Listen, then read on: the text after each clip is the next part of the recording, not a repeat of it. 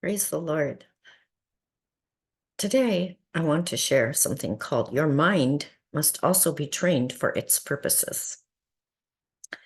This is what I heard. Today is like any other day.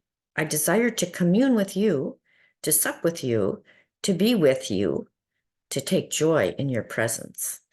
I desire for you to take joy in me, for your mind to gaze upon me and my beauty, that it might find its joy and fulfillment there.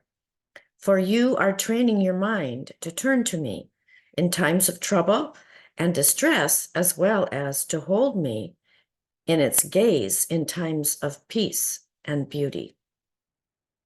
It is, as your friend was discussing about training the body, your mind must also be trained for its purposes. It has developed a false self, thinking that it and its capabilities are you.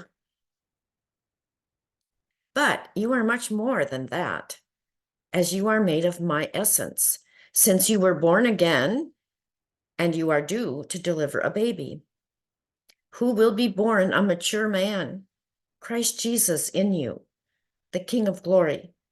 For you are nourishing and caring for the divine image of God, and it is being formed and created in you as you heed my will and walk in my way, the way everlasting.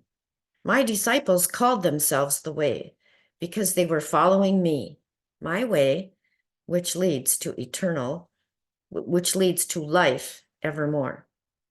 Amen and amen.